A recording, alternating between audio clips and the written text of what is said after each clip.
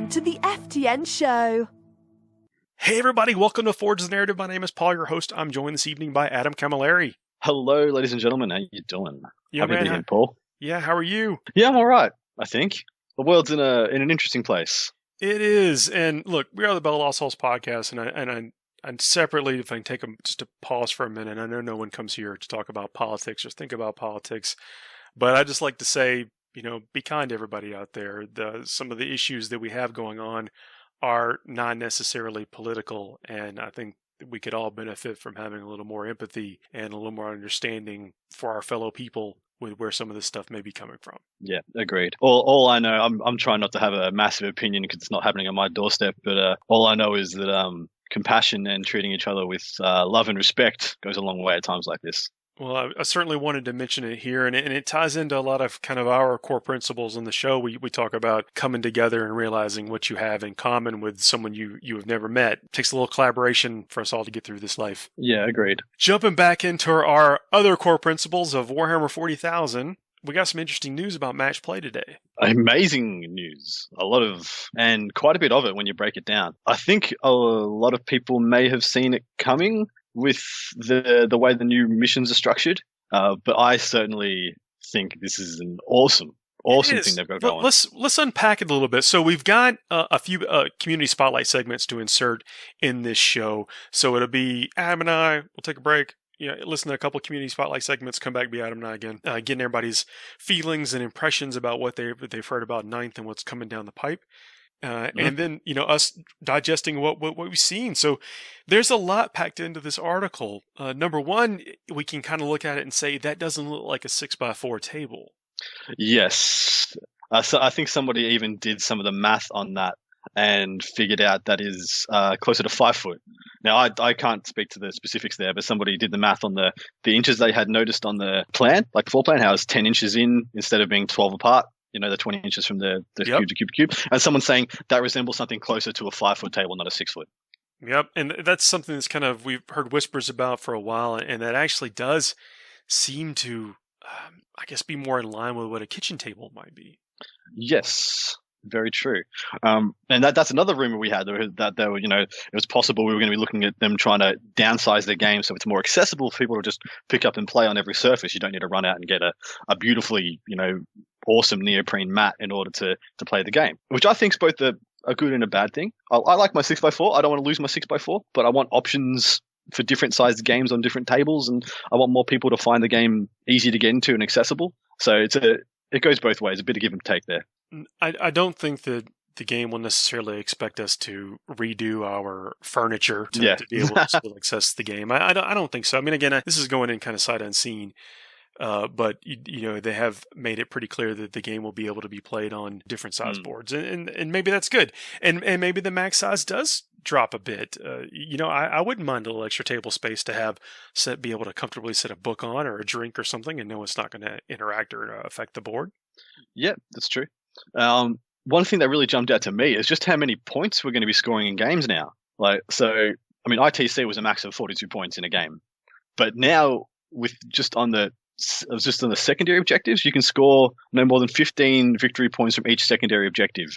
But is that 15 each? That's 45 points available just for the secondaries if you can pick 3. I guess I would imagine there not being 3, but just from the other side of it, I can tell you that from an American's perspective, we like scoring points. More is better. Well, that was my assumption. Is people just like seeing big scores. That's why our football games are 47-29. And basketball's usually between the 70 and 110 pointers. Yeah. Either both sides end up somewhere within that range. Everyone likes scoring a lot of points, and lots of points feel good. So I'm not against that, but it was just something that jumped out to me. We're actually just going to have the scoreboards are going to be like a big chunky scoreboard now. Well, if we have an app, who cares? That's the other bit they were talking about. So they're saying that the app will go live alongside the new edition. So they're saying, was that the same day? New app will do a number of things, assist players with their games. It will be the ability to build army lists using the updated points, values, and attachments. Awesome. So they'll have an army builder in there, which is, I think that the assumption there was going to just be an army builder for me, but I'm really happy to hear they're doing a lot more of other things with it because there is so much scope for those kind of things. Yeah, I guess once you have the mechanism in place, then you can start to plug a lot of things. The same thing that happened with their painting app. I mean, the painting app started as very basic, and now it's I mean, it's great. It's a lot more complex, and they've added to it over time and continue to update it. So I think that's a nod to them supporting it once it's released, that they've got a precedent with it, with Painting App at least. I just hope it's a well fleshed out app for for 2020, not something that they've been working on for 10 years and hasn't. Yeah, got an 8-bit skin. I hope it's crisp and clean and user friendly, and I hope it's as amazing as it can be. Yeah, well, I think they've got some. It's one of those things now. When this is what anybody that ever asked, and not many people do, but if you're trying to enter a market, especially one that already has participants, you know what the score is. You know what you have to beat if you want to. Yeah, you know where the bar is. Yeah, and I think that they have to be aware of that. So I mean, I'm optimistic, very hopefully optimistic. Yeah, we're talking Battlescribe, aren't we? Well, there's several. I mean, there's things. I mean, there's been an evolution of things, and there's been some stuff that's come out that hasn't done the trick. Yeah, absolutely right. And there's even been things that have come out like the AOS Army Builder. That was just some guy built that himself, and then GW was like, "That's awesome. Can we have it?" And the guy was like, "Yeah, sure." War Scroll Builder is nice, and the dude that puts it together is a real cool guy and an amazing painter. I've had him on the show before in the past. Awesome. I mean, you should follow him on Twitter if you don't, because he just puts up amazing Sigmar figure after Sigmar figure after Sigmar figure. Gold. Yeah, but it's cool to see people get really deep into the hobby. Yeah, I agree. I like that. Yeah. So let's take a break. We'll come back with a segment from Jim Vessel. And then you and I can talk a little bit about like points and point increases that we've seen in this article. It's going to be an interesting discussion. Does Jim Vessel need a moniker? Well, you want to give him one? Yeah, I don't know, like the vegan, because he opens vegan restaurants, and he's a lovely man. I adore the guy. It should be the vegan prince. I don't know, the vegan champ. You know how like the Roger Federer is the Swiss master. I don't know, the vegan something. Someone work put it in the comments. We'll vote on it, and then we'll force it upon him. Like that's how these things work. Also, never mind. We'll see you guys in a minute. See ya. FTN is brought to you by Discount Games Inc. Please visit them at www.discountgamesinc.com. And don't forget to ask Jay about ways to save even more on your hobby projects. Hey everybody, welcome to a community spotlight segment of Forge the Narrative. I'm Paul. I'm joined this evening by Mr. Jim Vessel. Hey Paul, how's it going? Jim, man, how are you doing tonight? I'm really good, actually. Really, really good. Excited to talk 40k. Man, okay, 40k 9th edition is coming up. I want to hear some things from you about what your hopes and dreams. What do you hope that 9th edition brings to you? Now, you mastered 8th. I don't think there was anything left for you to uncover or to learn in 8th. Are you sad to see it go? Not really. I mean, I think from a timing perspective, like obviously given the worldwide situation, it's actually a great time to do an edition transition because everyone can kind of start off on the right foot, I guess. There's definitely some things, and it being a more gentle transition than say 7th to 8th, I think I am excited for. Like if this was like a reset edition where, everyone's going to have to get new army books and we're going to be back on indexes for, 7-8 months, a year, whatever, then yeah, I probably would have been a little bit more unhappy. But the fact that we're going to be able to use our codexes and various supplements means that I can start playing right away and hopefully compete right away. We'll see how that happens. Well, you've got a big figure collection too, so I mean, you might be able to be ready to go.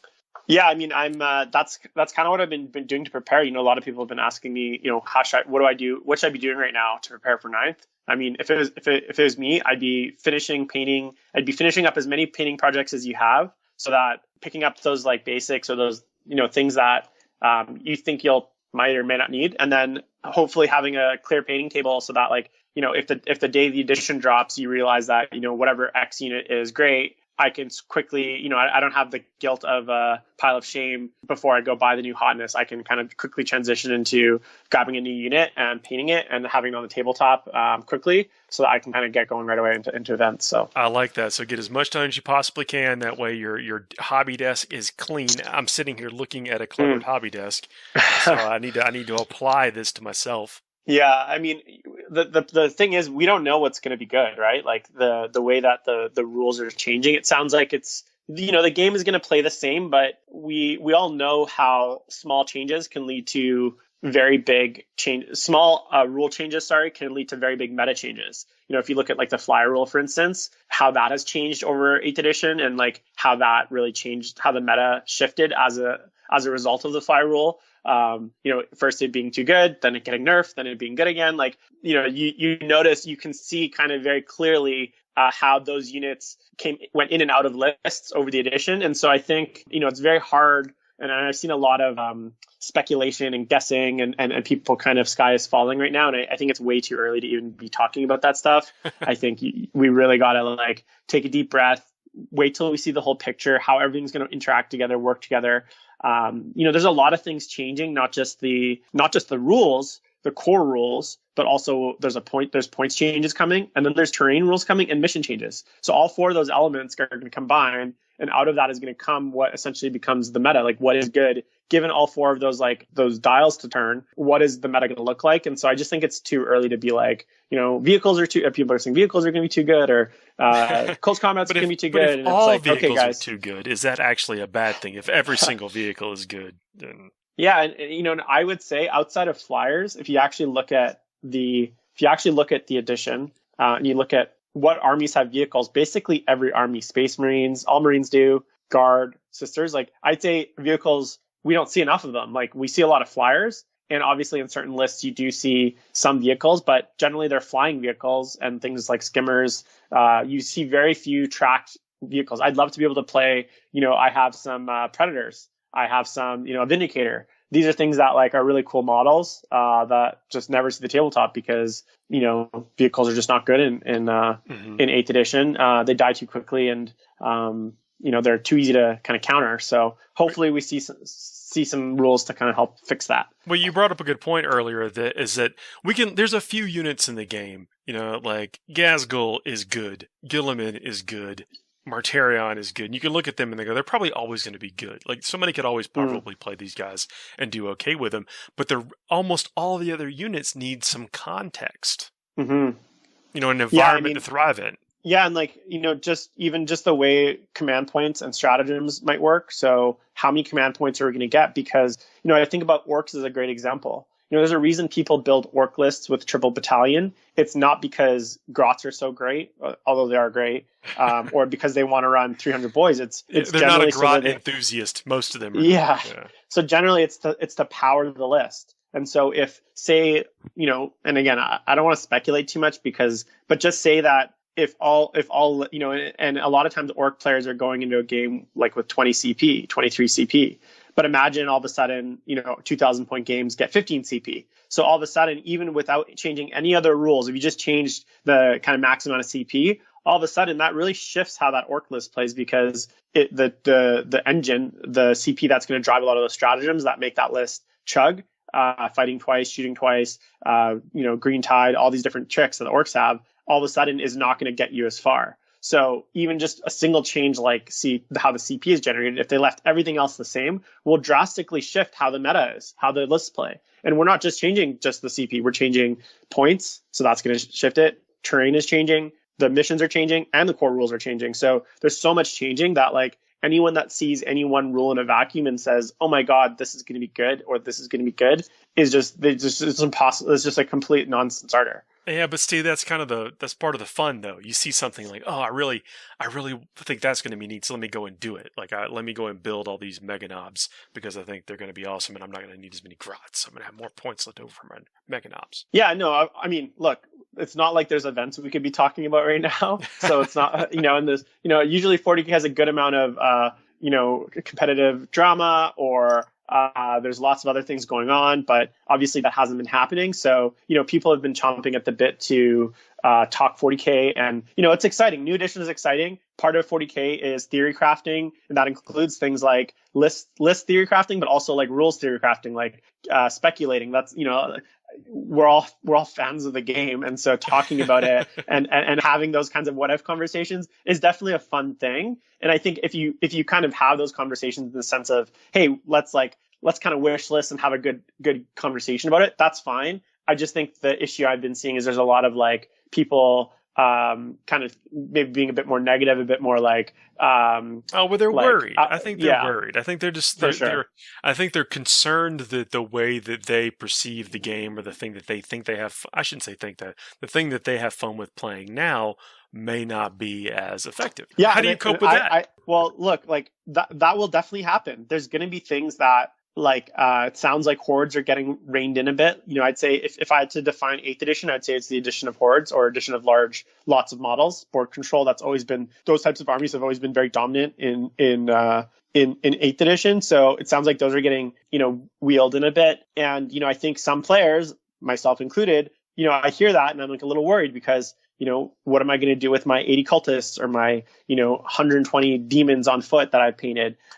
So, what's going to happen there? I'm definitely concerned, but at the end of the day, like I'm hoping anyways that, the people that have been involved with this edition, and I don't know everyone that's been involved, but I do know some of them. I saw the video today they released, and I recognized Ganyo on there. I recognized a few other of the more competitive players. Obviously, there's some other players as well, and obviously I know the guys from FLG and Mike Brandt from Nova. They've all been involved, and at the end of the day, I feel like those players have my interests. Have had my interests in mind. Like those are players that will speak for people that play a bit more competitively, or that want to play not necessarily even more competitively, but just a more balanced game. And I definitely feel like I'm more reassured. This edition release is like, I've been through lots of edition releases. I know you have too, Paul, through the many years of GW. This is probably the one where I'm like the most hopeful that they got it right, because of the fact that how much GW has brought in the community and the playtesters and how much they've involved them. Now, we all saw what happened with the Marine book. So, there's not unlimited faith. There's definitely times where I'm like, GW still, can go astray. But I definitely feel like, the thing that also came on is that Marine book was written with 9th in mind. It was like the first 9th edition codex, essentially. So I could imagine something like we've been seeing all these nerfs over the last 6-7 months for Marines, but I could just as easily imagine when the edition drops and we see the whole rule set that they actually undo a lot of that stuff, because maybe a lot of those nerfs, they're really good in 8th edition, but in the context of 9th edition, they're actually not, they're not as good. Now, so I could see something like that happening, right? And then the genius of GW will finally be clear that, hey, they were doing the right thing all along. or we can all agree that writing this many complicated rules can be a little tricky. Exactly.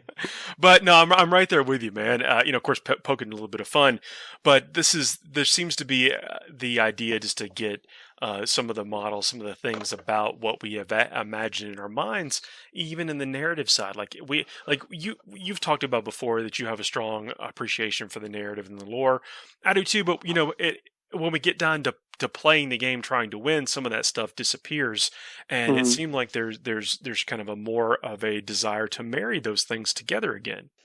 Yeah, I mean, I think my favorite, obviously, I wouldn't even say 40k is definitely not my favorite Games Workshop game. It's the game I play the most because of the accessibility, because of the amount of people that play it, because of the competitive scene. But my favorite GW games, as far as what game would, if you could play consistently with a great group, would be things like Necromunda, Mordheim. I love Blood Bowl. It's probably my number one. And these games are built around that narrative, persistent kind of team, right? So in Mordheim, you have a warband.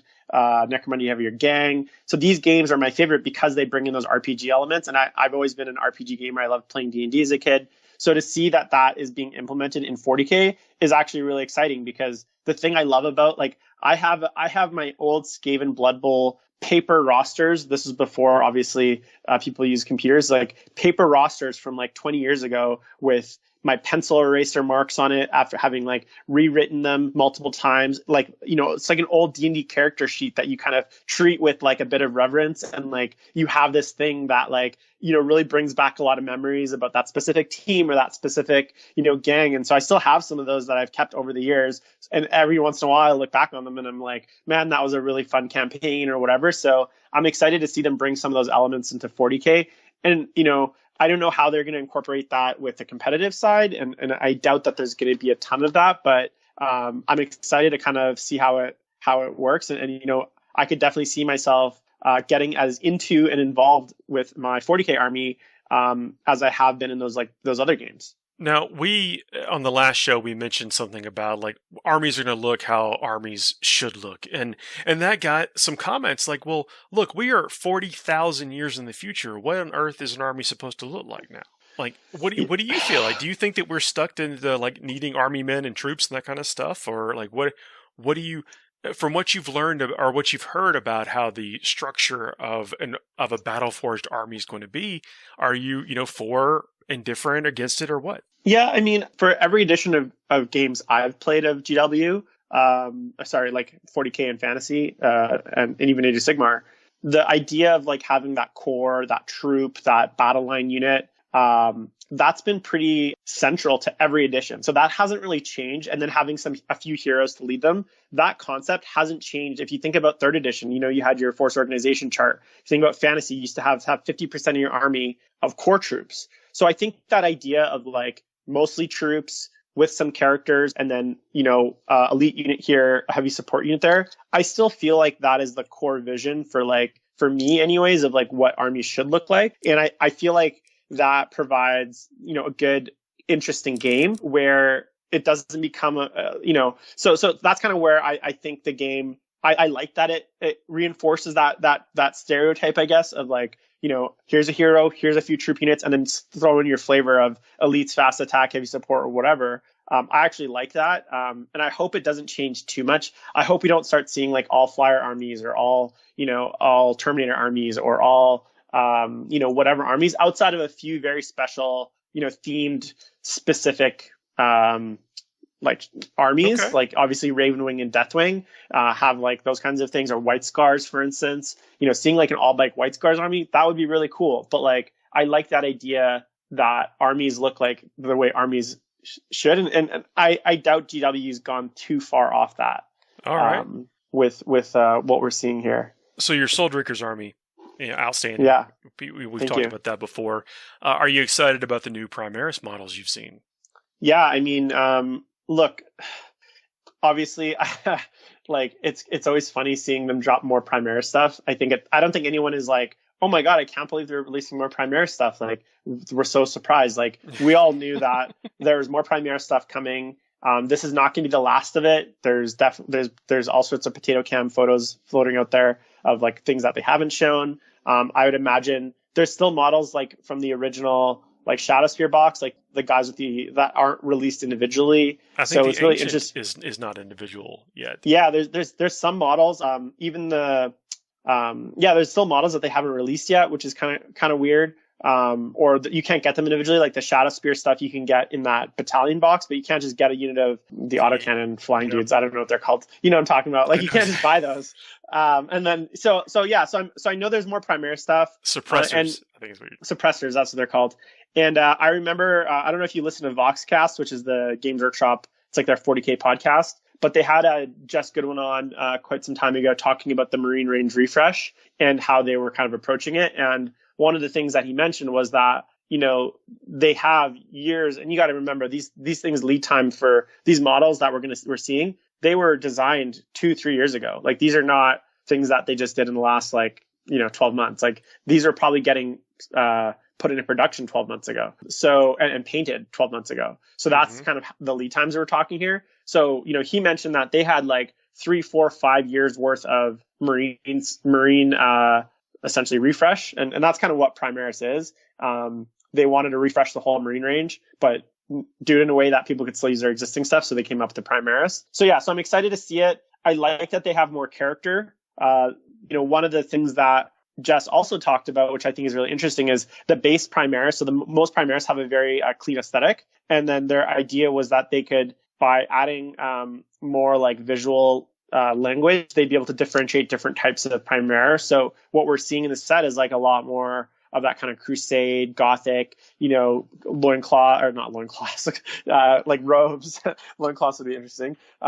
Robes and like, a lot more like crosses and just like a lot more of like a lived in feel. Like these Marines have now, they're not these like brand new Primaris that were just pumped out of the Forge world. These guys have been crusading for 200 years, 300 years. They've been, in their And they're starting to kind of converge a lot closer to like what you see with regular baby Marines, which are like covered in all sorts of like, little bits of like armor and like purity seals and all this kinds of other stuff. So I'm really excited. Some of the new models look obviously amazing. The bikers look awesome. I'm definitely going to pick up 1, possibly 2 starter sets just for the Marines, but the Necrons look so good too. So I don't know what I'm going to do with those. Necrons have needed this. I mean, for a long time they've needed it. Now, good, Necrons look a certain way, and an army of those robots looks pretty cool when they're all together. I give them that, and they lend themselves to some modeling and stuff that not everyone takes advantage of. Like you can get pretty creative with the armor plates and the gauss and all that stuff. But yeah, these models don't make you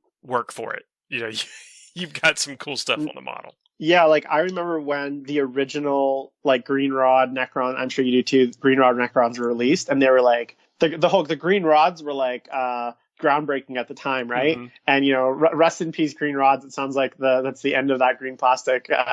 Finally, I think over the years everyone started looking back at it and realizing it was super tacky. Yeah, at the time it was groundbreaking, and the Necron models is very much tempting me to start a Necron army. So yeah. I think that one would. What a starter set looks like. What comes? How close do you get in a starter set, and which models? Yeah, is it? But even some of those bigger showpiece models, they just look so cool. Like that Satan dude, and then the Silent King looks awesome. So hopefully there's the stuff rules in that picture they haven't given us any clear shots of yet. Yeah, it's very, it's got a very cool vibe. So I'm interested to see what the rules are like. I would imagine they're probably going to be the first codex. Like I doubt we're going to see a Space Marine codex right out of the gates, but I imagine we could see a Necron codex right out of the gates. So that'll be interesting, and hopefully the rules match the splendor of the models. That's our dream, right? It's what we all hope for everything. I guess so. All right, Jim. Well, hey, man, thanks for taking the time with me, and this has been great. And hopefully after the edition drops, we can have you back on again and tell us what you think about it. Yeah, I'm sure, anytime you guys want to hear me complain about how GW is treating Chaos, I'm ready to go. And I'm sure as the rules come out, I'm happy to discuss them as well. All right, man. Have a good night. Okay, man. Thanks, Paul.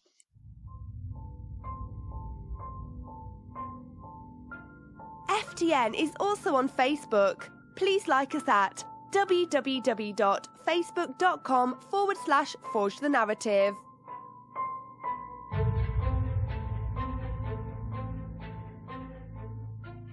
We are back, and we heard this before, but points are going to be changing. Set level command points. We got some info about that.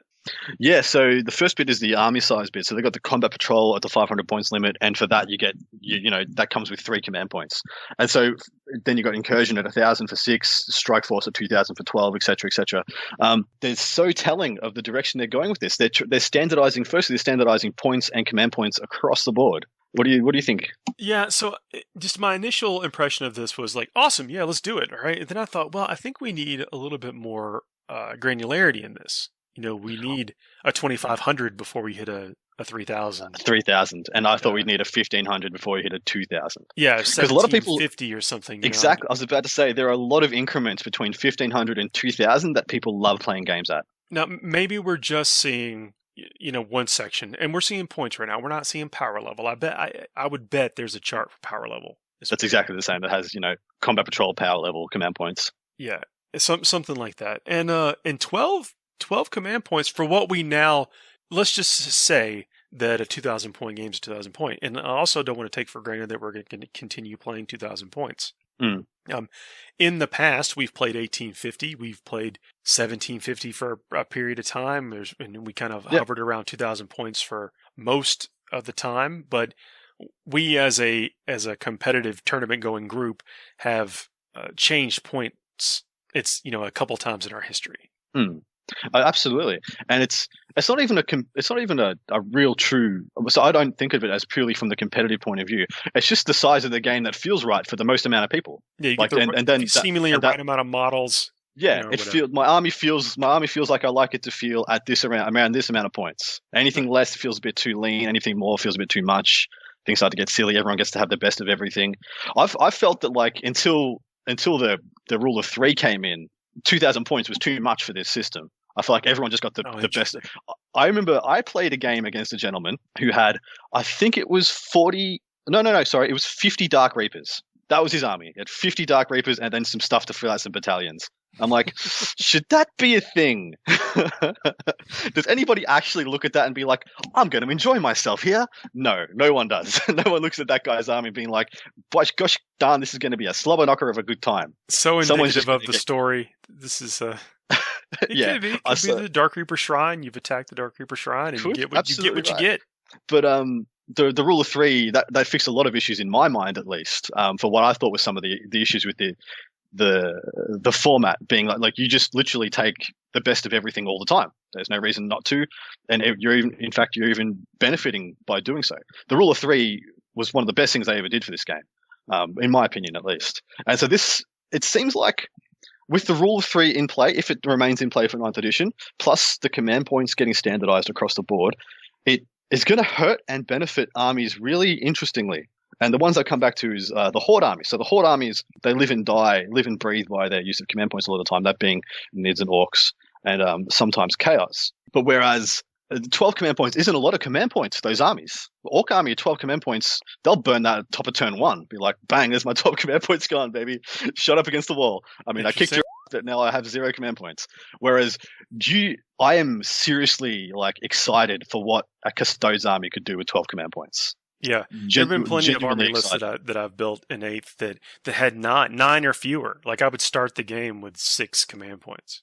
I took a Tau army to WTC in last year, with 5 command points. And I took that to the top level of the game, as far as I'm concerned. Country versus country, 5 command points. Yeah. But see, that's Tau. Tau can get away with that. Sure, but now you would have that same army you're entering in would have had 12. Yeah. But the difference is that 12 doesn't benefit me as much as other armies. I'll come back to Custodes again. To my mind, Custodes have the best and well fleshed out stratagem pages. Like if you went through their pages, the only literal thing they're missing is a fight against strat. If you apart from a fight against strat, you can do everything in that book. Sure. But they've never had the negate things, buff yourself. Yep. Turn off Overwatch, pile in and consolidates. Like when you put their Warlord traits and all their relics and stuff together, apart from fighting twice, you can do just about everything you need to do. And giving them 12 command points now with that toolbox, I'm by Jiminy Willikers, I like the idea of that. That sounds very good to me. Yeah. But at the same time, but that's okay. It's just going to change, how army lists are built, and that's okay. Exactly. I mean, I don't think that's necessarily a bad thing, and it might not, right? But I think you made mention of it in the last episode of maybe you just roll out 10 kilocans or whatever, and exactly right. It's going to be. There's going to be a complete rebalancing of the game. I think a lot of the armies that live and die by their command points are going to have to look at ways to not. And I think there are ways. I think the books, especially the Orc book is deep enough that you can play it in so many different ways. It's just that Horde, there are so many other things that they have that already benefit playing into the Horde kind of and massing those command points kind of style. I think there's a million other ways you can play that book. And a lot of them are going to become a lot more apparent now, which I'm really excited to see. Like the dynamics of the game are just going to be completely tipped on their heads. And I think it's really, really exciting. Well, what we had in every edition of the game, there's always a disparity in codexes. And, we often had this kind of soft ranking mechanism of codex. Oh, that's an A tier. That's an A list. That's a B list. That's a high B, or whatever. And it seems like, or at least what I'm hoping is that everything moves up into at least that high B category. So nobody feels disadvantaged playing by what something that they just have an appreciation for. Exactly right. And I think that's when you look at these command points and then you look at what they did with Psychic Awakening, a lot of the Psychic Awakening bonuses that things got was giving them stuff that their books didn't have. I can tell you right now, as a Dark Angels player, having Deathwing Terminators that can deep strike and assault from 6 inches away, or if you've got a chappie from 4 inches, needing a 4 on the dice to make a charge from reserve, that was something that they needed. They have all these Deathwing thematic amazing models that were literally gathering dust because there was no viable way to make them work in game. And they gave us a reason. They gave us a way to make them good. Same goes for the Flyers. Same goes for Talamasters and all that stuff. Not that they ever got bad, but And so I think we're seeing a G-Dub going through. If we look back, maybe in a year's time, Paul, maybe we can do this. 6 months from now, 40k retrospective. Adam and Paul. We were so wrong. We were so wrong. Yeah, of course you will be. But we're seeing a period of G-Dub leveling the playing field, I believe. At least I feel like it.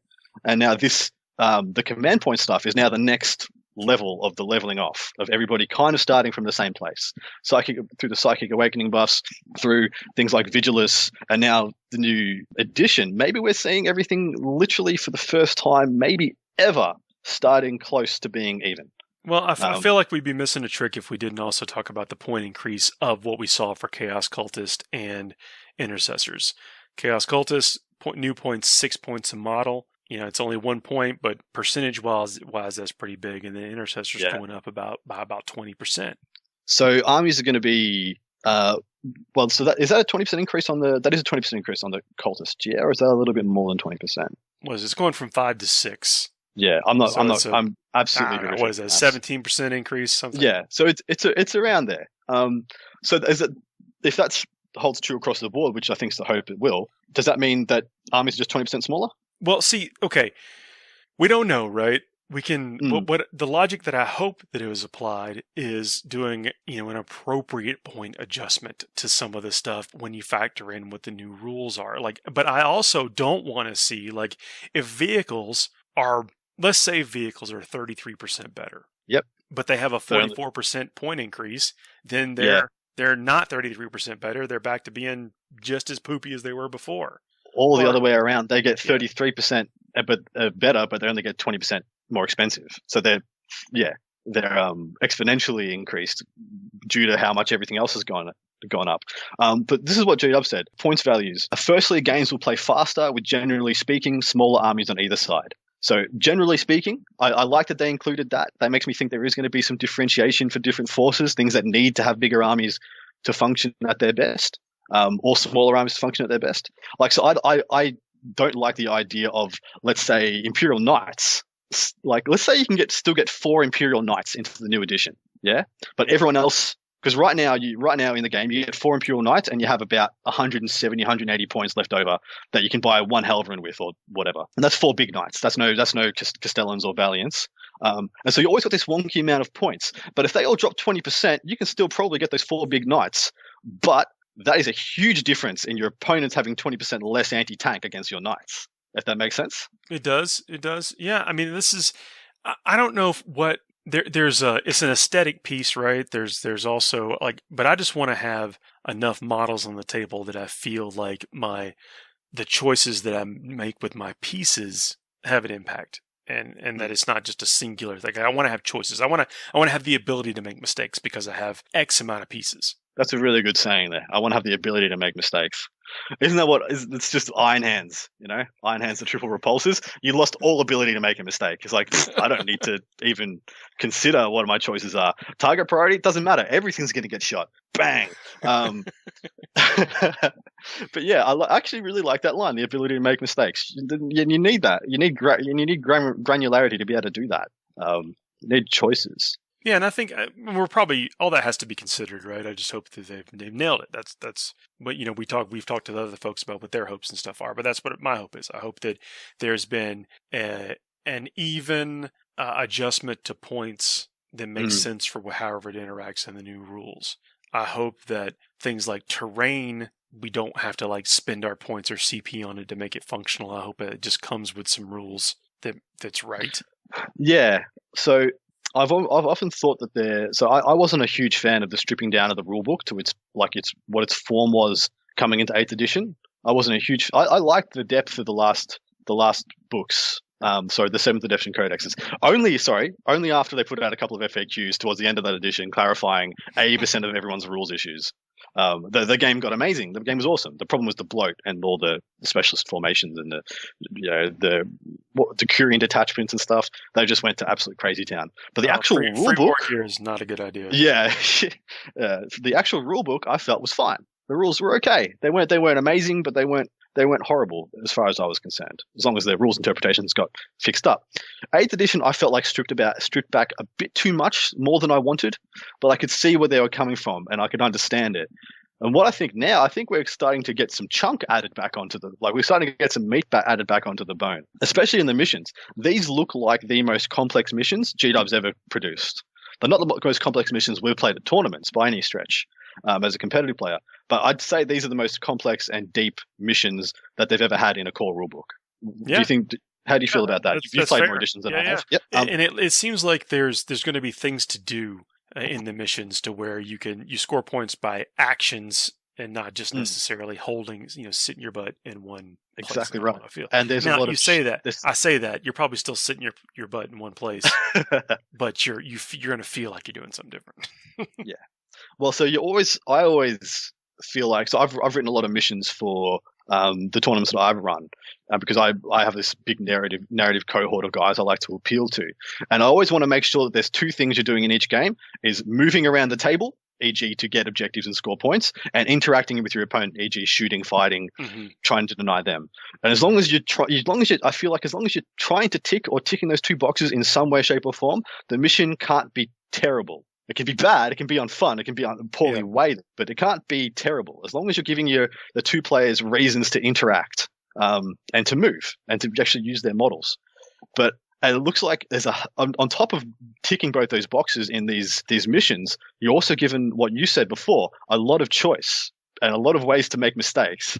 Like you're going to really live and die by those secondary objectives, especially if each one can score 15 points. Yeah, it's going to be interesting to see how it all plays out. It's going to be crazy. I think it's going to be fun. So just looking at this, making army wise, I don't know if we're going to see that. I think initially we'll see if we really have abandoned the need to take troops and things to get command points, whatever. That's the only trade-off we see right now. There are other trade-offs we don't know them yet. I think we'll see a push towards more elite armies, and then once start people using the new point, like really becoming one with the new point systems, I think we'll see some of these more economical things, which are normally the troops or the less elite units, find their way back to the table. Yeah, there'll be I can't see us moving if we move away from troops like wholesale. I can't see us staying away for long because I think there'll be a natural middle ground we'll find in the meta where the armies that have really good troops, we'll just keep taking them, or we'll come back to them, or find ways and means of making them worthwhile. I can't see 30 Orc Boys being a horrible choice. I can't just envision it being a horrible choice. You know what I mean? Or 20 Gene Stealers. I can't sit down and be like, and foresee a Tyranid army that doesn't kind of always consider those to be a decent option. Maybe not the best in slot, maybe not the best for their thing, but they're never something you can't not consider. That's the truth, and nobody wants to fight Gene Stealers. Like, no one has ever said, let me sign up to get those Gene Stealers. Oh, you bought 20. Oh, I wish you bought 40. No one ever said that. It's kind of hard to remember their troops, I guess, right? Because Eldar Guardians are also troops. But mind you, before a lot of the bits and pieces got nerfed, how Eldar Guardians used to scare the crap out of me. Before, you'd stack buffs on them, or you get a doom on somebody. Yeah, they'd come down being Ynnari, and you'd soul burst them, and they'd be Ulthway anyway on top of Ynnari, so they'd be +1 to hit, and then they'd come down and hitting on 2s, shooting twice with Doom and Jinx and things, and you just kill a Baneblade with it. Like I've lost a Baneblade. Castellan with a Guardian in close combat. In close combat. Yeah, this is no joke. Not even. I mean, of course, the Castellan only had 2 wounds left. It's the principle that matters. But when you've shot, but the Guardians took a big chunk of the wound off in the shooting phase, and then they're like, you know what? Go on, boys. To do. We're doing it. Get in there. It's going to be heroes. Let's take another break. We'll come back with Mini Wargaming Dave, and then we'll jump back with you and I. You're listening to Forge the Narrative.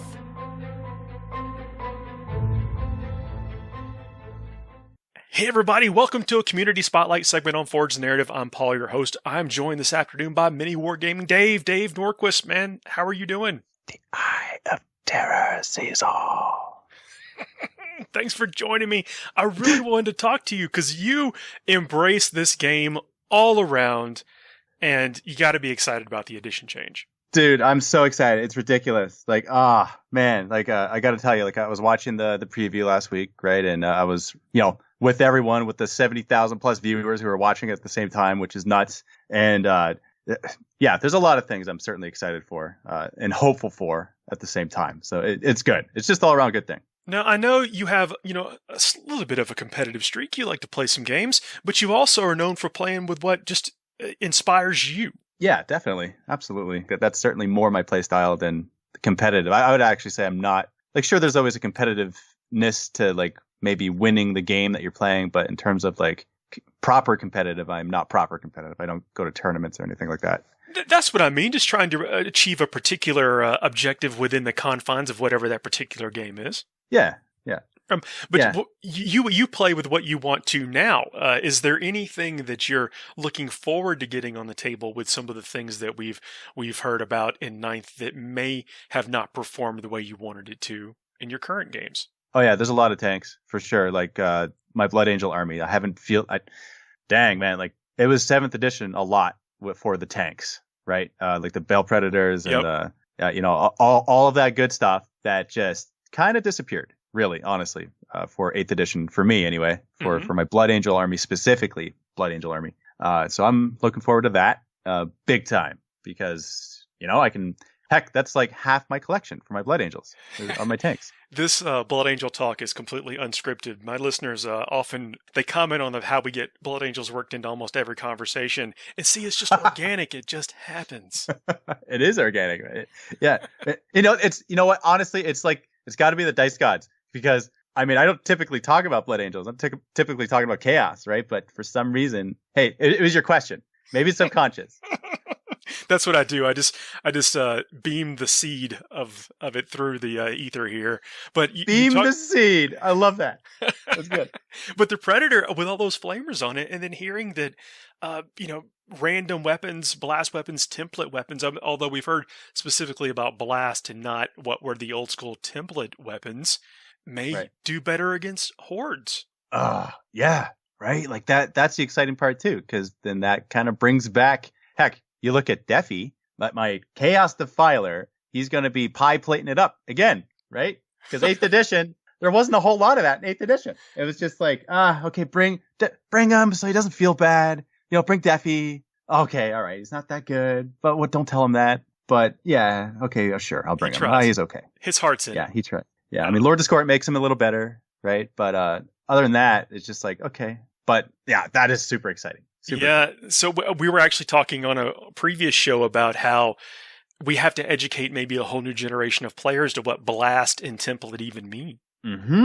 Right? Yeah, it's like, oh, what's that? What is that you say? Oh, that was the way of life before. Now look, what do you feel about that though? So I guess let's talk about, did you miss it when they went away in 8th? And then how do you feel about that may be changing? Although I think we just revealed maybe how you feel, but what was your original reaction to when you heard it might change? That's a good question.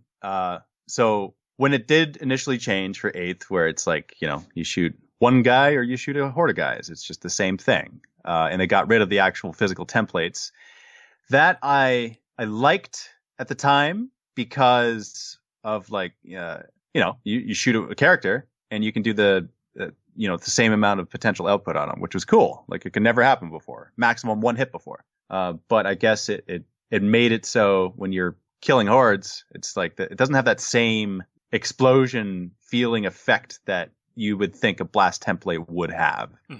So it lost that, right? So my hope is that that comes back, like that feeling, that mechanic, however they work into that and however they make that work, that feeling comes back where you just kind of like crave that moment where, like to me anyway, let's say I'm fighting orcs and I don't even care about the objectives of that at this point. Like if they have hordes and I got blasts, I feel like I've won if I've just demolished dozens of their guys because of my blast weapons. Yeah, like you want him to take 100 guys. You want to be able to pick up a handful of guys at a time, Yeah. There's just a satisfaction with that, man. Like, and I don't know if it's the corn in me, although that's not close combat, but it's still fire and death. I just feel so much fun. Like it's complete fun factor. Yeah, I'm with you right there. I think it's going to bring something back to the game that we've missed. That I don't know that we knew that when we first got the news. I think it took some time to kind of play out. Like this is it went from being like a neat effect because it was different, and sometimes you did still get those 6 hits and stuff, or 12 hits in the case of a 2d6. But it was kind of as the edition played out, I think it felt kind of weirder and weirder. And now we're going back to something that maybe is kind of splitting the difference between the two, and I'm excited about it. Yeah, me too, man. Yeah, it's one of those to where, tanks, I know we talked about tanks, but this newfound, or at least the perception of the freedom that tanks are going to get, not quite so bound by some of the ticky-tack tedium of the rules. Right. Like that was the thing. Like the first time that happened to me, I don't even know how long ago, like just shortly after 8th, when someone didn't even charge the tank. It wasn't even a tank that was charged. It was another unit that was nearby, but they piled into the tank, which sucked because it just completely neutered the tank. And, that kind of spawned more tactics just by itself. You got to protect your tanks now in a different way that you didn't before. And you got to make them better, especially I want to say short range tanks. Yeah, you've got to inject all this stuff into your list that are just like support mechanisms for this tank, and all you really want to do is make pew pew tank sounds. Exactly, right? And the tanks aren't even the strongest to begin with. So when you're adding all this, it just feels like a must bring in order to make it work. Otherwise, you won't have fun because it'll just fail. And you feel like we're going away from that. I feel like we're going, like in a good way. Like we're making it so, all right, let's make it so it doesn't fail. Let's make it so the lore in the situation would kind of come into play a little bit better. That, heck, the tank could just move forward and destroy things and run over it. Like, wouldn't that be cool? Yeah, I mean, I don't personally. Well, actually, I was about to say I don't know any tank commanders, but I think I do know at least one tank commander, and I don't know that they would ever be slowed down by somebody trying to get close to their tank. Right? Yeah, like how in a combat situation, Like as a narrative player and doing narrative campaigns, I would certainly add a house rule or a campaign rule where that could be possible, and that would add so much flavor to the game. But for like a generalized mechanic to be introduced to the game as a whole, just imagine that, man. That would be cool. Changing gears just a little bit. See, that was a vehicle pun. I got to work those in every now and then. Is that what you did there? No, it was clever. Do you seem to have a particular affiliation or a appreciation for charging headlong into combat? Oh, 100%. I love the question. You know what the answer is going to be. A pointed question. It's like asking the question about not blood angels, but getting a blood angel answer. Like, you know what it's going to be. Yeah, that's my favorite. That's my favorite aspect of the game is close combat and just charging and just corning it up, doing the corn phase and just destroying things in close combat. And I think that, and this is one of my hopes that this new edition with the terrain, especially, and how you can kind of basically use that much more to your advantage before you get into close combat. I hope that it rewards you for being brave and running up in the battlefield and using those things to your advantage and actually killing things in close combat, and helps to tip the scale a little bit from a shooting game mostly to a close combat a little bit to more so balanced to half and half as much as they can. Yeah, right? I know it really is a tricky thing, and I can appreciate that to get the shooting and the close combat right. I feel like we've been heavily weighted towards shooting in the last couple of editions. I mean, you could still make close combat work, but you had to have a lot go right for you. Yeah, 100%. Tau!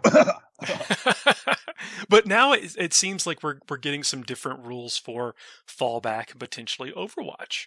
Yeah, and so again, like that would be neat too to introduce. So I think, I mean, they took, and from what I gathered, they took a lot of feedback from the community, and they've taken the best parts and the worst parts, and they've retweaked, and they've listened and tested and compiled this new formula almost, where it's okay, this is what you guys want. This is the best balance, because they even say themselves, like, this will be the best version of the game that's ever existed. And so I certainly hope they're right about that, right? Like, just from a fun factor perspective. Yeah, absolutely. Speaking of the fun factor, the Crusade system, I got a feeling you might be excited about that. Oh, yeah. That's another one of those. Yes. Absolutely excited for it because I try to put like a narrative twist on it anyway, right? So if that just makes it so your regular games, your pickup games of 40k, that they could all link to each other and make sense, then that just makes it so much better, because what we've been doing for years, we as in mini wargaming, what we've been doing for years can just be integrated naturally, and we don't have to impose our gaming will in. We don't have to infuse that, right? It's just there. It's like, okay, look, Crusade, all right, it's matched. It makes sense because of this. It continues because of this. And however exactly that's going to work, I'm excited for it because something exists for it. I don't know like the exact details, obviously, but something exists for it. It's a structure. Yeah, it's something that you can talk about in a way that no matter where someone is in the world, that they will plainly understand what you're describing. You're not having to convey everything that you've created or made up or what is it, house ruled or whatever into existence. Right. And who was it that said this in the live stream? I forget who exactly, but I remember hearing this. I remember hearing the scenario where the captain eventually becomes the dreadnought because he dies and almost dies, and he's interred into the sarcophagus of the dreadnought. So now he's a character dreadnought. And how cool is that? That is awesome. Really exciting. I mean, we could do this. There's nothing preventing you from doing this right now. No. As far as like making modeling choices, where you carry that heraldry forward to different models in your army, or whatever. Right. The guy becomes, he starts out as a sergeant, then he becomes, a lieutenant, and then a captain, and then a dreadnought or whatever. You could carry that forward, do it with your painting if you wanted to. Right. But it seems like now it's got more weight and more just texture and right. gravitas, knowing that could have actually been the same character within the structure of these rules that's in this book. And I think the difference is that now it's sanctioned by GW, right? Because if it's not sanctioned, we can come up with a million different scenarios and they're all cool. But for some reason, it's just, there's a different feeling when it's sanctioned by them. It's like, yes, this is now something you can do. It just feels so much more legitimate and huge because everyone can do it. Yeah, absolutely. What's the buzz around the studio? Do you mind sharing some of the feelings from some other folks? You know what? To be absolutely honest, because currently we're still separate from each other. There isn't we don't have the regular day-to-day daily conversations with each other to know exactly. I know in general there's excitement for it and anticipation, but I haven't had specific conversations with people with the other MWG crew specifically about it. They got to be jazzed though. Oh yeah, I know. Here's an example, and this is without talking to him. Luca, who's a Necron player. I mean, first off, seeing the Necron love and all the new models and the new edition, you better believe he's excited for this. He is our resident Necron player, and so that's awesome. That's really cool, and I know that. I know all I got to say is, hey, Luca, new Necrons, and then there's a half hour of talking about Necrons, and it's awesome. Yep. God, the Necron players. I mean, it's going to be like upgrading your car from whatever you got fresh out of high school, to a new, Mercedes or Corvette, Lamborghini. That's just driving around on those slick models. And something I've noticed as well, some of the comments anyway, which aren't necessarily indicative of players as a whole, but it gives you an indication of some of the feelings anyway, where there's all this love for Necrons, right? They're the new, but then you have a lot of Xenos players that are saying, "Oh man, that sucks. Oh, okay, that's boring. Oh, what about Eldar love? We want some of that. What about Tau? We want more shooting." And there's always this, it's not my army, therefore I'm not as excited about it. So to that, I would say just the fact that there is new stuff coming and there's new edition rules which apply to all armies, and you better believe they're not done. They have so much down in the pipeline. Not. Yeah. They got new models. They have new rules and new models for every army that's coming out for this edition, because that's how it's worked for years. And also on top of that, I mean, we're talking about the armies that are winning a lot in tournaments, especially, right? Because I remember specifically seeing an Eldar player say, "Oh man, that sucks. I don't like that." And a bunch of people jumped on it, like, "Oh, okay, yeah, boo-hoo. Yeah, cry Eldar player who's been top of tournaments for years. And now there's this one thing that makes a change that isn't in your favor, and then you're crying about it. Okay, no sympathy for you." I think Eldar are going to be okay. Yeah, I think they'll be fine. But everyone's going to get some new life breathed into them. I mean, that's one of the things about a new edition is that we're actually going to talk about that a little bit on, I think, this show that we'll release this segment on, is that subtle changes, changes to the fly rule, changes to the fallback rule, just one little tweak here and there radically changes how the army plays, how the game will play out. And so things that weren't necessarily viable before are going to get a new lease on life. Yeah, 100%. The culmination of all these tweaks makes for a very different flavorful edition, which separates it. And I got to mention this, the fact that we can still use our old codexes or codices, that's awesome. I'm so glad. Oh man, I was worried. It absolutely is. Now, look, they're going to be replaced. The life cycle of books is that they will exist for a period of time, and then you will have to get a new one. Oh, for sure, yeah. And we know this, right? We know that's true, but at least it's not like all, whatever it is, 25 books all at once, because that would suck. Well, when we jumped from 7th to 8th, we were all playing out of the indexes, and that created its own weirdness and complications or whatever, which, I mean, we all lived, right? The game is in a better state than it ever has been, and they're going to continue to go with that. But to know that you can still have some reasonable expectations about what your figures do and how they're going to behave, I think is very comforting. Oh, yeah. Yeah, for sure. It's like, yeah, the stuff, Psychic Awakening, all that stuff, it's still good. Still use it, guys. Your codex, still use it. It's all good. Like, oh, okay, good. Yeah. God, but the stuff about the Necrons. I mean, I did not imagine that we were going to see that many new models for the line. I mean, I did expect a kit or two, and of course I expected the Silent King, some type of big HQ type stuff. But that's really all the Necrons have had. They've got 4 or 5 of the same model type, and then 100 HQs. Yep. Now we're getting new troops, getting some new vehicles, seemingly a new monolith. I mean. Yeah. And stuff in that picture they haven't even talked about yet.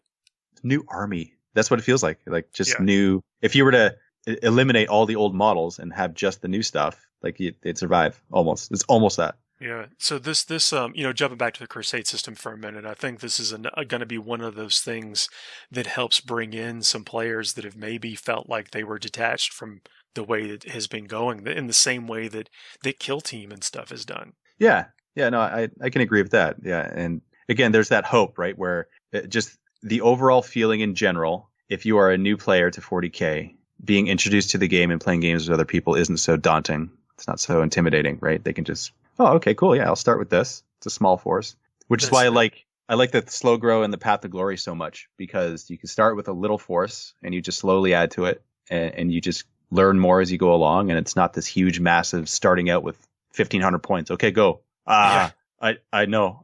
Too overwhelming. Go get all these kits that you like the look of, which is probably should be the base of anything. You have to like what you're working on, or you're not going to be as,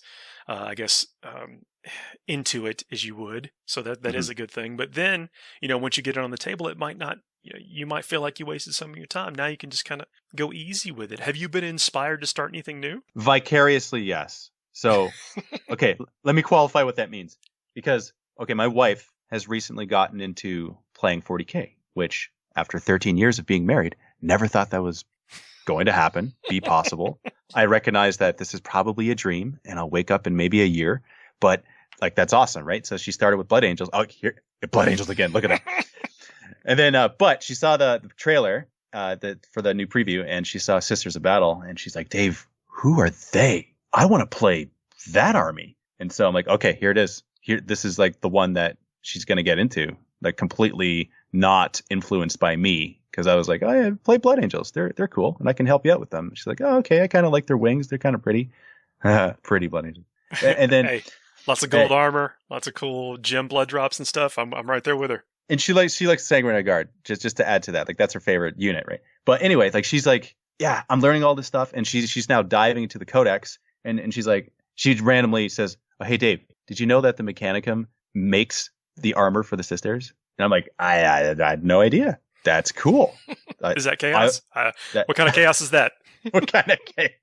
And the fact that she is like doing it on her own and she's excited for it, and she's telling me these, like she now knows a lot more about sisters than I ever did, because I don't know much about them. Space nuns. Okay, fight. Chaos fights. That's all I know. Yeah, right? Check out those stories about the Age of Apostasy if she hasn't already. That's some very interesting times. Age of Apostasy. Good to know. I'll mention it to her. And she's a lore, like she loves books in general, right? And so she's very lore driven when she's a lore player. She's like, my Death Company are gonna here's the but again. Things happen in threes. There's the third one.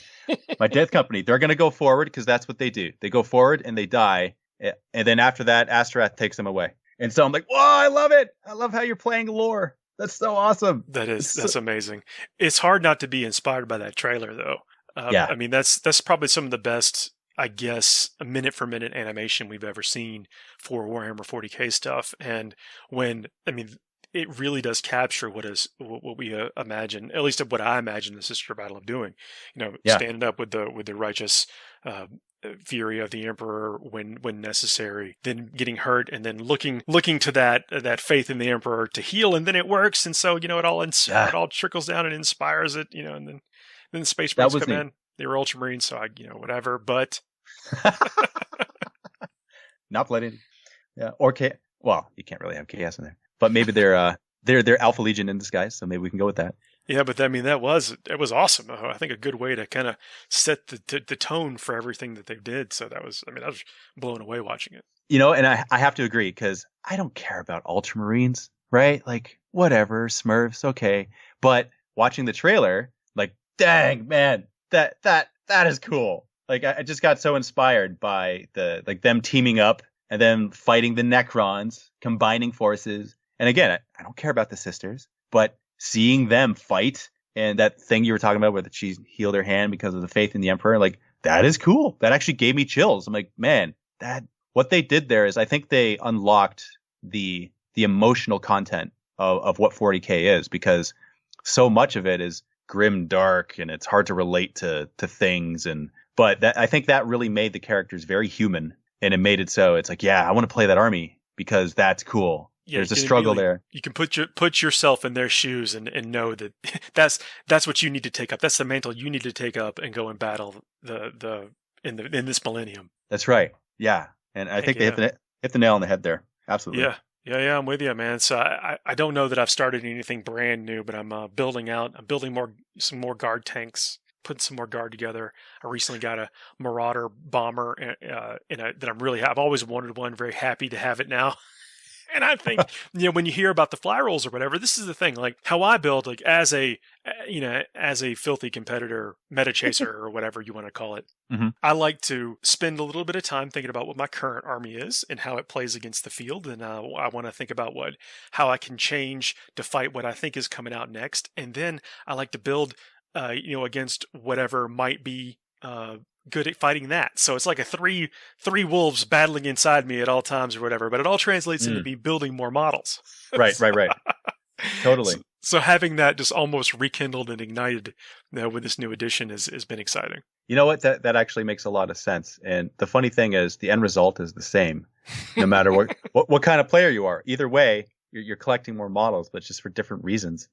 And there's nothing, back to your original question, right? About like what would adding what's inspiring or what's going to be added to this new edition. Like, what am I going to add or thinking of collecting?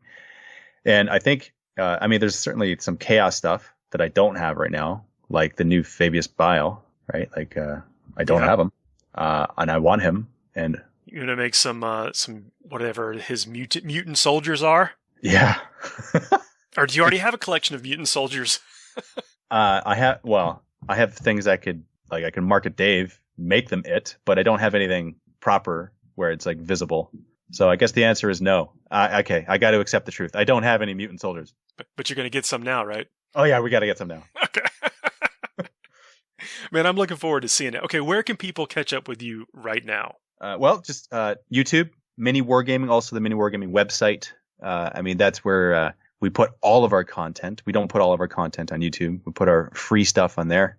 You can become a Vault member on our website, where that's the best way to support us, and you get access to all of the content that we make, all of the battle reports and narrative campaigns. And we also have started writing articles just to add more to the content roster, which, as I understand, there's others doing that as well, others that I may know of. That's awesome, man. Well, it's been a pleasure talking with you. Would you mind if we caught up with you again, like after the edition drops, and see what you're working on and see how maybe your thoughts may have evolved? Yeah, no, absolutely. Let's do it. Dude, man, I'll be in touch. Sounds good, man. Thanks for having me on the show. Have a great one. FTN is brought to you by Discount Games Inc. Please visit them at www.discountgamesinc.com. And don't forget to ask Jay about ways to save even more on your hobby projects. Hey everybody, real quickly, Adam and Paul here again. Actually, let's jump into the spot I did with Peter, our compatriot on the Ocho. Oh, my baby boy. I love that man.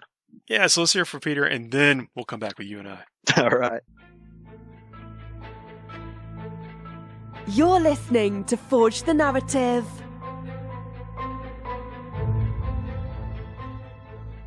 Hey everybody, welcome to a Community Spotlight segment on Forge the Narrative. My name is Paul, your host. I'm joined this afternoon by Peter Colosimo. Hey, kaka! What's going on, my man? Man, I'm living a dream. I don't know what kind of dream, but I'm living one. That's, sometimes just gotta pinch yourself. Yep, hope to wake up. For this, I wanted to talk about 9th edition coming out. I mean, obviously there's news, different things are evolving every day. We get a little bit more of a picture painted for us. But as someone who's like deep into what's been happening in 8th, I wanted to get an idea from you about what you were thinking about 9th, what you were looking forward to, if it's changing anything, if you're excited about something. I want to hear about it. Well, I mean, I'm always excited about a new edition and where it's going to take us. What we saw with 8 was GW getting deeper into the competitive and like the what the people wanted. Like they seem to be listening more and more frequently to the testers, to the people about what we're looking for, what we want. And the game was really good. Sure, we had some blips along the way, but it seemed to be evolving. And what we're seeing from the preview so far has me mostly excited. Like I'm not going to go full bore. I'm not going to go full GW fanboy here and assume that everything's going to be perfect. That's okay. But I really like what they've shown so far. I want more. I mean, if they could just give me everything immediately, I would be super happy with that, because I don't like the drip feed. Like, I'm not in a hospital. I don't need an IV of the 40k. I'd like it all at once. But I really like what we're seeing. The proposed changes to make vehicles a little more devastating really intrigues me. Today's announcement where they showed off the new point changes, where basically everything's going up. I like that more than just dropping the kind of competitive points cost, like the competitive point game, what you would play at. Mm-hmm. I like the idea of just upping the points on things. I can discuss that a little further in a minute. And I like what they're doing with this, like the new mission format that they just announced, what they showed off. It's very much like a kind of ITC/Nova, but with really intriguing upside. Some of these new secondaries, this concept of you don't just have to stand somewhere or shoot something, but now they're giving you secondary options like starting a shrine or planting a flag or banner or whatever and doing all these extra stuff. I mean, I'm sure that in game terms, it'll probably just be you're standing somewhere special, but for a certain period of time, and then you're basically doing the electric slide. I mean, I don't know, but I think it still feels good. It feels good, and it adds a bit of narrative to the game, which I like. So I'm really impressed. I'm really excited. I love that they've made this new mission set that seems to be kind of focused on bringing everybody together. So we're not sitting on, Adepticon has its own mission set, Nova has its own mission set, ITC, WTC, Joe in his basement has his own mission set, where there's one kind of set that we should expect for the majority of events. My only concern with that it'll be a little bit easier to solve metas. But on the other hand, most games, evolve down to one rule set and one mission design, right? You're going to have an interesting perspective on that, with numbers, which is going to be interesting to talk about as this stuff evolves. Yeah, and it'll be great to see. I'm really excited about it. As to the points increase thing, I just wanted to talk. We looked when, 6 months, a year ago, we talked a lot about how the game was a little too long. That was kind of on a lot of people's minds, because we wanted to televise it, right? It's becoming a bigger thing to try and get all these tournaments on Twitch and on different streaming platforms. But a 3-hour game, it's not conducive to that for like the person that isn't fully invested in the game. And it's also hard on a tournament player to go to an RTT, only get 3 games in, probably don't actually get a true winner of a tournament. So if we can find any way to cut down the time, that's perfect. There was a lot of talk about dropping to 1750 back then instead of 2000 at our current set. The problem with that was when people tested it, and what I saw when I checked out 1750 events, because I briefly did stats on them and then pulled back because there weren't enough, was that lists just changed to take more smaller bodies, because more bodies on the board is generally better. Mm-hmm. So the game still took roughly the same amount of time, right? If you knew you were playing at a 1750 tournament, you took out if you're playing guard, you drop one of your tank commanders and you take 90 more guard spin. Yeah, now all of a sudden, Yep. The game's taking the exact same amount of time because you have more bodies are moving around. But increasing the point costs on everything, and they haven't exactly specified what, but they gave the example of cultists going from 5 to 6 points and intercessors going to 20 points base. That means that those smaller guys are less effective. You're going to see less of them because you're not going to be able to take 90 more bodies. It really should speed up the game. We may get down to that beautiful 2-hour mark, which I would love to see in competitive events. All right. Well, that's a bold prediction. That's my big want. No. Yeah, we'll take it. I mean, that's if you can play this game in that amount of time, then and get the same experience, a fulfilling experience where games have a natural conclusion, and that's another thing that I think was a sticking point, is that some games just didn't get through to their natural conclusion when it was close. Yeah, exactly. And I mean, if it gets down to 2.5, but you're actually getting 6 rounds in, I'll live with that. I mean, I was living with 3 hours, but I like the concept of being able to shorten this game up. So yeah, I'm really, really excited. There are some things that scare me in saying that I like this new vehicle change where they can shoot into combat and everything. I want to see more on that because there are certain things with, say, the vehicle keyword that were already terrifying. And the only way to deal with them was to get them into combat. And now... Dread Knights. I'm kidding. That was... Yeah, like, Leviathan Dreadnoughts. Because... the easy way to deal with those 20 shots was to tag him with one little dude, and then he had to walk away for a turn. Now he doesn't have to. So that's a little scary. So we'll have to see how that plays out. But I'm all in all, and the new terrain rules. Paul, sorry, I'm just like blathering. New terrain rules that might actually work. Yeah. Like terrain in 8th edition was like an absolute piece of trash garbage. Anybody that played a lot of it knew. So with fully fleshed out terrain rules, if they exist, This is something that keeps me up at night, thinking about how cool it might be to have good terrain for once. Well, what do you think? I mean, just with a slant towards thinking about the numbers, what do you think about the cap on the +1, -1 being the case? I mean, like terrain used to give that +1, if you're for cover or whatever, and you either, sometimes it mattered and sometimes it didn't. How much do you think that maybe decent terrain rules, or at least decent's a bad word, functional terrain rules for the models that we play with, and then that cap of +1, -1 is going to mingle with each other. What do you think about that? The +1, -1 seems to be only to hit rolls. That seems to be what they've indicated. That one is one that I'm a little trepidatious about because they've seemed to have built certain codexes around stacking those multipliers. So, and what they've clarified is that you can get up to -5. All that'll do is that if your opponent adds +3 to their attack, they're still sitting at -1. But I don't know. To hit modifiers were definitely a pain in the kind of very brief Elder Flyer meta we had, where like Guard couldn't shoot them, and there was a lot of other armies that had a real struggle. But I'm not sure they were that big of a deal anymore. So limiting the +-, I feel that's more aimed at the casual player than anything. So we'll have to see what they do to the codexes that kind of relied on that, like the units like plague bearers, which used to be a big part of the meta because you could make them -3 to be hit, and now they'd already lost a lot of flavor because Marines didn't care about -3 to hit. They had full rerolls. So yeah, I'm not sure about that. The big thing for cover terrain for me is if they're adding, and they've seemed to have said so, like abilities to terrain where it's not just true line of sight anymore. So if you have that little bit of a banner sticking up over the top of a tree line, your opponent can blow away your 200-point model. Like that's not going to be a thing anymore. And that intrigues me. And just having set rules so that you don't have to house rule things like we had to do pretty frequently in ITC, for example, and in Nova, where they were house ruling all these different pieces of terrain where you can't step on top of this thing, and if you're a flyer you can't do it.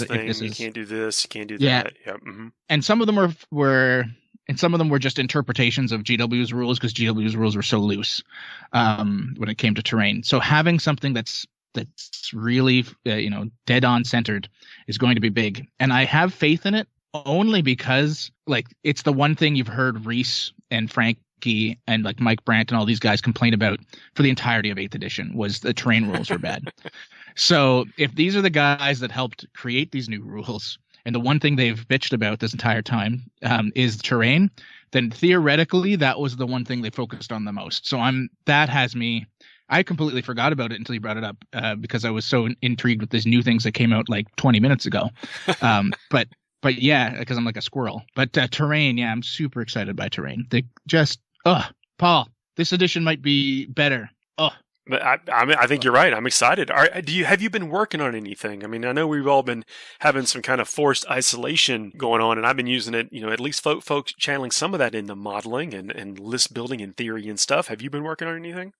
I've been painting a lot of models. I took a break for like the last week to really delve into Total War Warhammer 2 because it was on sale, and Val had been pushing it on me again in my life. So I've been playing a lot of that at work, doing some background stuff on my website, 40kstats.com, to get ready for 9th edition, and developing some new statistics or some better statistics, because with BCP and Down Under pairings getting together, and they've already released their kind of initial stats website that's very good, by the way, if you're looking for individual person stats, like how X person did, which I love. I'm trying to develop some extra things that I can send to them for when they fully flesh out their system. I've on and off, very rarely now, gotten to talk to Diffie because life has been so difficult.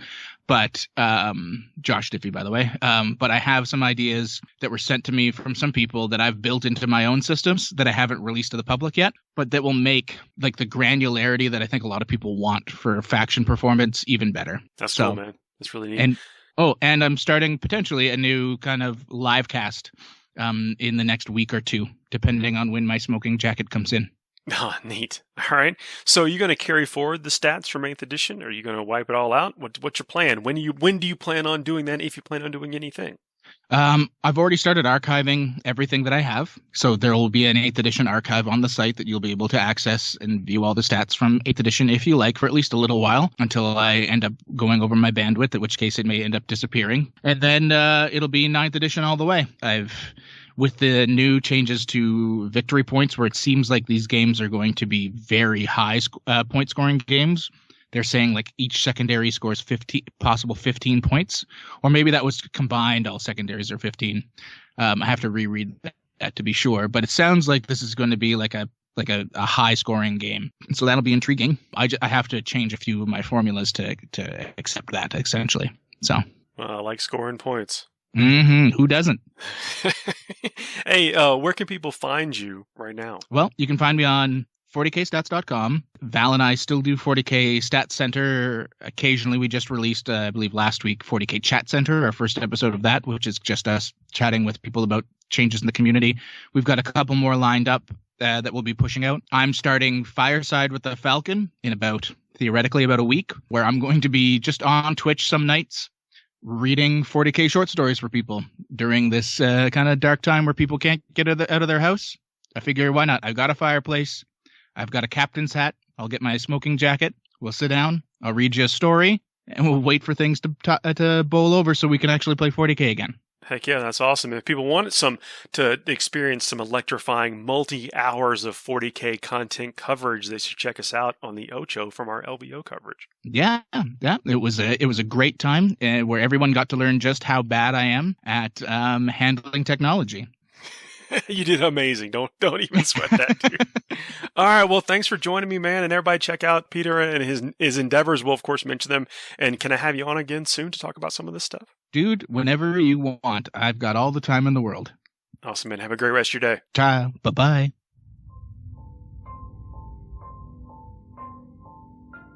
FTN is also on Facebook. Please like us at www.facebook.com/Forge the Narrative.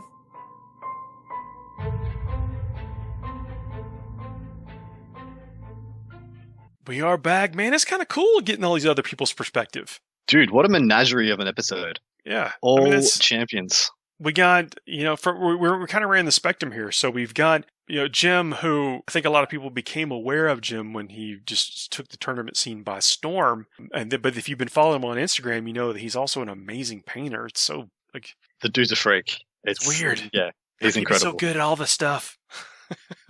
Well, you work hard. He's a triple threat, Stay good. Yeah. I think the guy, like every couple of months, the guy opens a new restaurant, and then he goes and crushes like 4 tournaments in a row, paints a new army, and opens another restaurant. You're just like, what a amazing dude. Jeez, what else can you say? And it's so cool to catch up with Dave, with Mini Wargaming. I bet, we talk about this in his segment, but you got to expect he's excited about the narrative stuff and just the idea that close combat's going to be even more accessible, I think, in this edition. Well, that's one thing. If we're cutting down on the amount of firepower people can take by 20%, give or take, in theory crafting, doesn't that, tilt back into combat's favor? I'm not sure if it's going to tilt back to being combat being better than shooting, but surely it can only benefit, right? Well, I think it has to come down to how terrain interacts with things, which I'm glad it's at least going to be something to consider. What the actual penalty for fallback is, if there is any. Who gets to break those rules? Because we have someone's going to get to break those rules. Yeah, it's true. Everyone's pretty much got one or two ways to break it now. Yeah. And then the size of the table. Like if the stats stay the same on everything and the table is shrinking by 6 inches on both sides, 12 inches total, and things can still move 16, 17, 18 inches. I mean, that in it itself is just a huge lift to close combat armies. It's an exponential increase. Absolutely. Well, I was about to say, if you think about what all those things factor into, like the 20% decrease in army size, it hampers shooting, but it's actually, I feel like it's a backhanded buff to melee. Like, maybe I'm crazy here, but I'll take it. When you think about what 10 Death Company can do with enough CP, with 12 CP, let's give or take, like they can kill half an army by themselves. They don't need to 20% less on a let's say you've got a unit of 20 Death Company. You can take 20 Death Company. That's 15, isn't it? 15, yeah. Yeah, let's say you got 15 Death Company. You take away 20% of that 15 Death Company, yeah? You got like 12, 11 guys left. Those 11 guys still kill just about anything they want, There's you're not going to have to make that choice, though, in the Death Company, because you're going to have 20% less scouts is where you're going to have. That's what I mean. Like, if you have 15 Death Company and your opponent just has less shooting, doesn't that just make your Death Company better? It does. Yes. At some level, in some equation somewhere, melee stuff just got kind of a backhanded buff. Not a direct buff, but I feel like they're going to get oompher. If they can be obscured by an Abdioscorus Malefactorum, I don't know what the end of those terrain sets are called. Literally, so sometimes you watch a South Park episode, the one with the Simpsons, with the Family Guy, how the Family Guy make the jokes, and they got the dugongs. I think I've made this joke before in here as well. They got the manatees who just pick up random words random balls out of a water tank and push them down a chute. I feel like that's how they get the words. The G-Dub has a team of manatees, dugongs or whatever, and they just here's the manufactorum-y words. Here's the random stuff, and they're going to chuck them together. And they got another one. They got different tanks for these manatees. Some of them are specifically for making orc buggy names as well. Yeah, okay. They've got one. Yep. I'm tracking. So we got all the wagon names. So we got go-kart in there. We've got Snazwagon. And then we've got the other one that's got all the boomdackers and the schnoz whizzes and the vermicious knits and the wang doodles, like all the Willy Wonka words. They went through the Willy Wonka shows and just wrote down all the words from Willy Wonka and put them in a barrel. And that's how they get their buggy names. Yeah. I'll be surprised if Paul leaves that segment in. I mean, he should, obviously. It was gold. But the Manufactorum Obscurification missions, I wonder what the rules will be for that stuff. And that's another thing that's going to come into factor for aggressive armies. And like you said, there's going to be this another level added to the game, which will be the terrain rules. And I think of all the changes I've seen, that's what I'm most excited about, because I feel like that's going to have the biggest impact on how I play the game. And of course, we can only reflect these changes back to what we're excited about. Well, we need Red on next week. And we'll get his opinion on how his berserkers would work in a smaller field, like in a smaller table. I mean, he's just going to be like salivating already, isn't he? Yeah. And then, maybe some ideas about what he would take if everything got a 20% point increase, what he would compromise to still maintain the fact that the number of berserkers he needs to do the business that he has been doing. I think what would be a good thought exercise. So let's say because if it's 6 inches off each side of the board that we're losing, yeah, like, would that mean that an intercessor moves 5 inches instead of 6? I don't know. But codexes are staying the same. So everybody's going to move the same. Yeah, they've told us everything's staying the same. So, yeah. So just stuff that's faster just gets better. I suppose that's a big reason why flyers need to be able to go off the board now. If the tables are smaller, that just means flyers get worse with these current rule set, yeah? Let me tell you why you're going to need to get off the board, because I got 30 sanguinary guard coming across to say what's up. That you cannot run away from, because they can just reach everywhere. With all the cool stratagems and stuff, man. Yeah. Gotta get them on the table. Me too, man. What are you planning? You were working on Mega Knobs last we chatted. Yeah. What do you want now? So Mega Knobs, and I just built some Imperial Guard stuff. Awesome. Yep. What'd you build? I built the Catechin Kernel. Oh, and Slime Arbo. So they're going to be ready to go pretty soon. It's going to be a fun project because look, I mean, they look like action heroes, and that's Can you get Harker as well? I have Harker. Yep, I have Harker. I've got all of them so far. I mean, you can't not have them. Once especially if you're an Imperial Guard collector, pretty much absolutely right. If you have a faction, you have to get all the ones. Harker's one of my favorite rules wise. I was about to give you a challenge of playing the Last Chances along with Yarrick, Harker, Slime Arbo, and the Colonel in one army, one game, one faction. Let's do it. Do it. I don't think I have all the Last Changers though. The challenge has been thrown. Well, you said what did you say? You're a collector. If you're failing your people already. No, Catechin. I have all the Catechins. Okay. Fine. I don't have every guard model ever made. Do you have the OG Catechin commander with the bolter and the fist in the air? Oh yeah. Oh, he's my boy. He's the best. Oh yeah. I didn't quite like that guy because he's got. Anyway, you know how the figure is. But there's also that one, this like the chubby one with his fist in the air with the bolter. Well, there's two with the fist in the air and the bolter. I was talking about the same guy. Not a power fist, just a regular fist.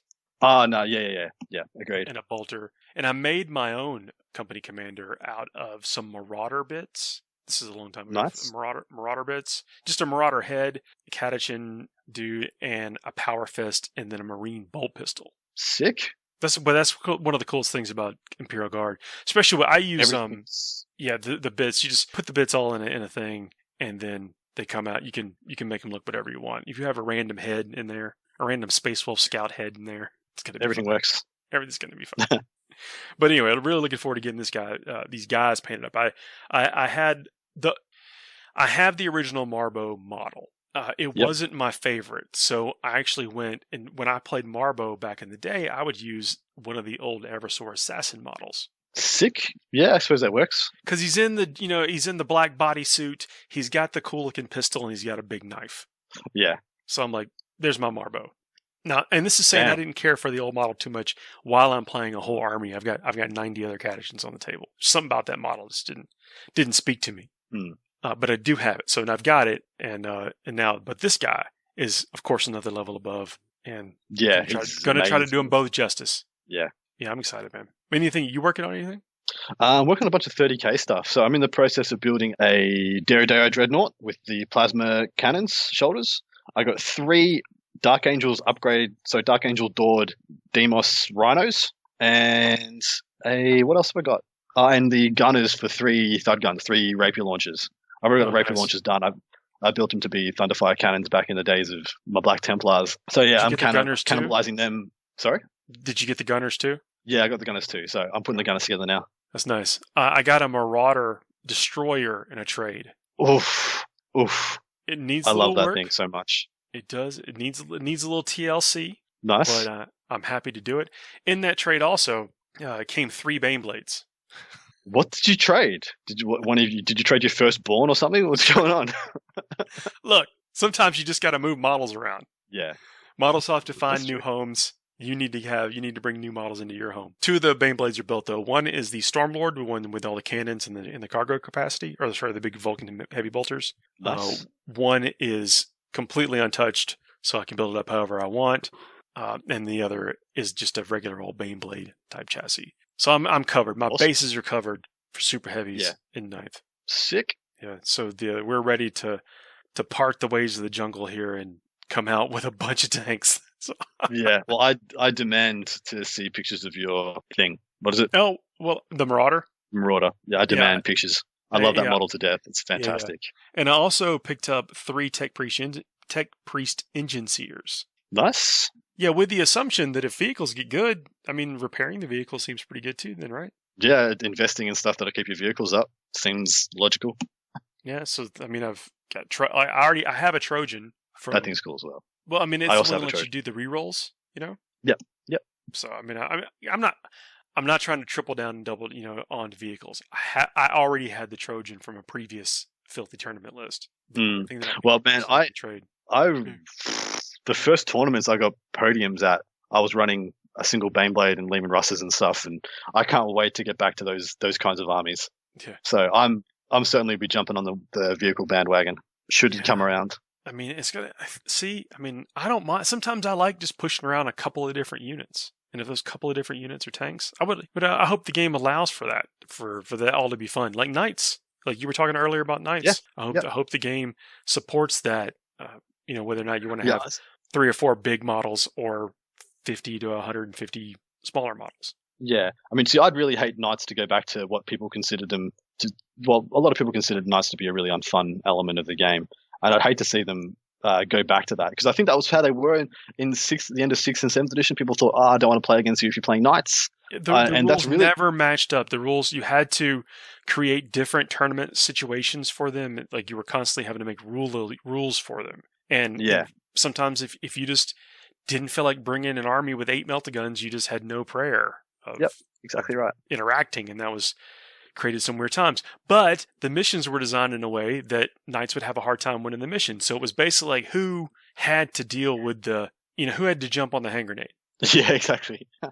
That's not the best situation. No. Well, dude, I've enjoyed this. I know we've been a little bit more critical of some of the stuff on this episode, but more just trying to pick it apart and understand it. Yeah, I think so. I think there's a lot of different comprehensions you can put into the game at the moment. You can see things in a lot of different ways, and I like running through those, especially with somebody I enjoy chatting to. So yeah, thanks, dude. Yeah, no, this is fun. I think it's great to think about this kind of stuff, and then to see what the next thing is. Like, 'cause that's what we're doing. It's like, oh man, and now we're at the stage. I mean, I'll speak for myself. I don't know about you, but I'm at the stage where I'm looking at it and going, okay, I'm about to make some decisions. I'm going to be making some purchase decisions. I'm going to be making some time investment decisions. And it's getting closer to that because I feel like I've got a decent enough information to mess around with. Nice, man. So maybe I'm starting to, I don't know, again, that's why I'm being, critical is probably the best word for it. I'm just looking at it as like, how can I break this?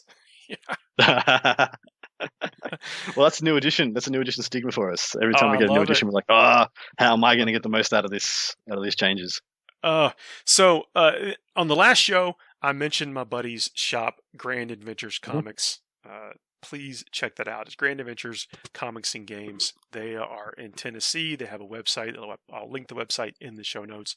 Please check them out. I know that right now everyone, we've got other things to worry about and other things to be buying stuff. But if you are in a position where you can buy some stuff, some hobby stuff, some game stuff, the dude's got a lot of things in his shop that a lot of the other hobby stores don't stock. And so you might be able to, if you're trying to scratch one itch, you might be able to go get that and your GW stuff. Yeah, checking out our friends' places and the sponsors of the show it's one of those things that just keeps everything flowing. It makes everybody happy. Yeah, I just like supporting good people. Oh, that's it. And Jay from Discount Games, people have heard the ad a lot if they listen to the show. Absolute great guy. I mean, like that's for your day. Is that and don't forget to talk to Jay about any ways to save even more on your hobby projects. That's it. And it's if you want to get stuck in your head. You should. That's some good marketing right there. I didn't know I knew that until you said Jay. And I'm like, holy crap, I can recite that whole ad. You just nailed it.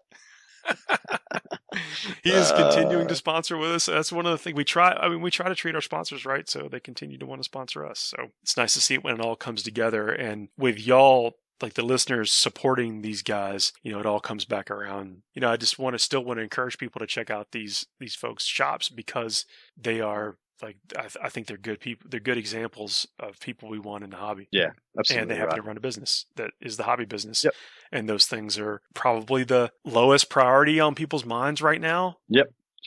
For good reason. And if we just remind people that if they are in a position to get some stuff from these guys, these are the guys that we would prefer they get stuff from. I like it. That's it, man. Well, Adam, I'm sure we're going to be sending a fury of messages about what we're thinking about taking here. Yeah, absolutely. Stuff. I'm gonna. Well, it's no spoiler. 30 Sanguinary Guard. That's what I'm taking. That's right. Hopefully they'll let up on those manatees soon, and they'll they can start get back to their best ways. We'll see you next week, man. Have a good night. See ya.